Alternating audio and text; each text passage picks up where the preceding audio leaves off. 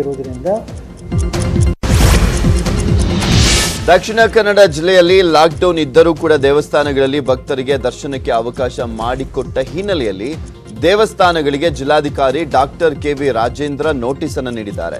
ಶ್ರೀ ಕ್ಷೇತ್ರ ಧರ್ಮಸ್ಥಳ ಸೇರಿದಂತೆ ಕೆಲ ದೇವಸ್ಥಾನಗಳಿಗೆ ನೋಟಿಸ್ ಅನ್ನು ನೀಡಲಾಗಿದೆ. ಅಲ್ಲದೆ ಕಡ್ಡಾಯವಾಗಿ ದರ್ಶನ ವ್ಯವಸ್ಥೆಯನ್ನು ಸ್ಥಗಿತಗೊಳಿಸುವಂತೆ ಸೂಚನೆಯನ್ನ ನೀಡಲಾಗಿದೆ. ಬೇರೆ ಜಿಲ್ಲೆಗಳಿಂದ ಬರುವಂತ ಭಕ್ತರ ವಾಹನ ಸೀಸ್ ಮಾಡಲಿಕ್ಕೂ ಕೂಡ ಪೊಲೀಸರಿಗೆ ಸೂಚನೆಯನ್ನ ನೀಡಲಾಗಿತ್ತು. ಧರ್ಮಸ್ಥಳ ಸುಬ್ರಹ್ಮಣ್ಯ ಕಡೆಗೆ ಹೋಗುವಂತ ರಸ್ತೆಗಳಲ್ಲಿ ವಾಹನ ಸೀಸ್ ಮಾಡಲಿಕ್ಕೆ ಜಿಲ್ಲಾಧಿಕಾರಿಗಳು ಸೂಚನೆ ಕೊಟ್ಟಿದ್ದಾರೆ. ಯಾಕೆಂದ್ರೆ ಈಗ ಆಲ್ರೆಡಿ ಅಲ್ಲಿ ಲಾಕ್ಡೌನ್ ಕಂಟಿನ್ಯೂ ಆಗಿದೆ.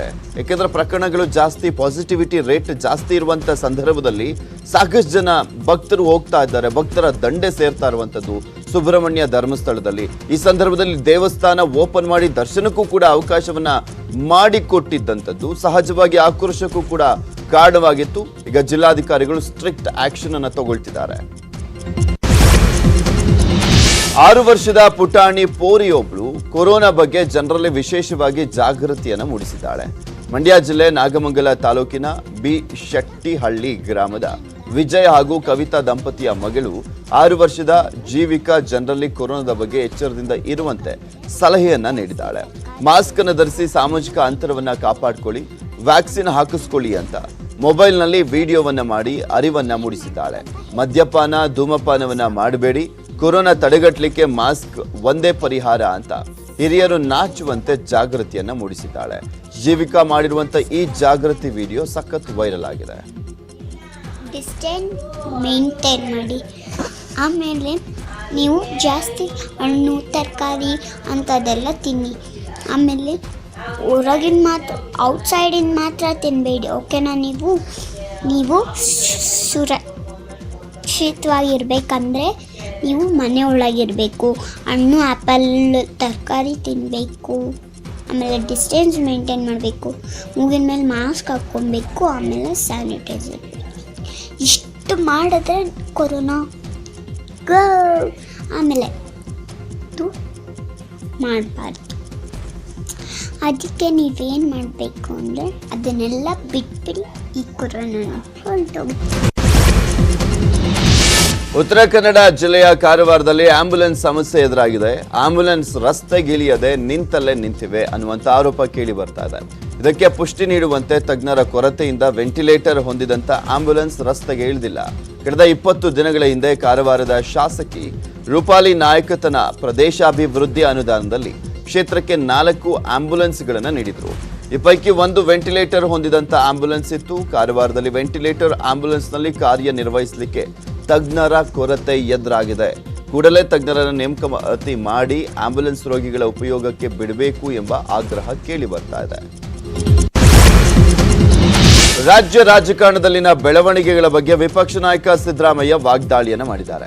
ಬಿಜೆಪಿ ಸರ್ಕಾರ ಗ್ರಾಮೀಣಾಭಿವೃದ್ಧಿ ಲೋಕೋಪಯೋಗಿ ಇಲಾಖೆಯಲ್ಲಿ 10% ಕಲೆಕ್ಟ್ ಮಾಡ್ತಾ ಇದೆ. ಎಲ್ಲೆಲ್ಲಿ ಕಾಮಗಾರಿ ನಡೆಯುತ್ತೆ ಅಲ್ಲಿ ಕಲೆಕ್ಟ್ ಮಾಡುತ್ತೆ. ಯಾರು ಕಲೆಕ್ಟ್ ಮಾಡ್ತಿದ್ದಾರೋ ಗೊತ್ತಿಲ್ಲ, ಆದ್ರೆ ಇದು 8ರಿಂದ 10% ಕಮಿಷನ್ ಸರ್ಕಾರ ಅಂತ ಗಂಭೀರ ಆರೋಪವನ್ನು ಮಾಡಿದ್ದಾರೆ. ಕಾಂಗ್ರೆಸ್ ವಿರುದ್ಧ ಸಚಿವ ಕೆಎಸ್ ಈಶ್ವರಪ್ಪ ಕಿಡಿಕಾರಿದ್ದಾರೆ. ಬಳ್ಳಾರಿಯಲ್ಲಿ ಮಾತನಾಡಿದಂತ ಅವರು, ಬ್ರಹ್ಮ ಬಂದ್ರೂ ಕಾಂಗ್ರೆಸ್ ಅಧಿಕಾರಕ್ಕೆ ಬರಲ್ಲ, ಜಮೀರ್ ಹೇಳಿಕೆಗೆ ಅರ್ಥ ಇಲ್ಲ ಅಂತ ಡಿಕೆಶಿ ಹೇಳಿದ್ದಾರೆ. ಅಷ್ಟಕ್ಕೂ ಕಾಂಗ್ರೆಸ್ನಲ್ಲಿ ಬಿ ಫಾರ್ಮ್ ಕೊಡೋದು ಜಮೀರೋ ಅಥವಾ ಡಿಕೆಶಿನೋ, ಸಿದ್ದರಾಮಯ್ಯನೋ ಅಂತ ಪ್ರಶ್ನಿಸಿದ್ದಾರೆ. ಸಿದ್ದರಾಮಯ್ಯ ಮಾಜಿ ಸಿಎಂ ಅಲ್ಲ, ಭಾವಿ ಸಿಎಂ ಅನ್ನುವಂತ ಶಾಸಕ ಜಮೀರ್ ಅಹಮದ್ ಖಾನ್ ಹೇಳಿಕೆಗೆ ಶಾಸಕ ರೇಣುಕಾಚಾರ್ಯ ವಾಗ್ದಾಳಿಯನ್ನ ಮಾಡಿದರು. ಜಮೀರ್ ಅಹಮದ್ ತಿರುಕನ ಕನಸನ್ನ ಕಾಣ್ತಿದ್ದಾರೆ. ಯಡಿಯೂರಪ್ಪನವರು ಸಿಎಂ ಆದ್ರು, ಅವರ ಮನೆ ವಾಚ್ಮೆನ್ ಆಗ್ತೀನಿ ಅಂತ ಹೇಳಿದ್ರು. ಮೊದಲು ಆ ಕೆಲಸವನ್ನ ಮಾಡು, ರಾಜಕೀಯ ಮಾತನಾಡು ನಂತರ ಅಂತ ಗುಡುಗಿದ್ದಾರೆ.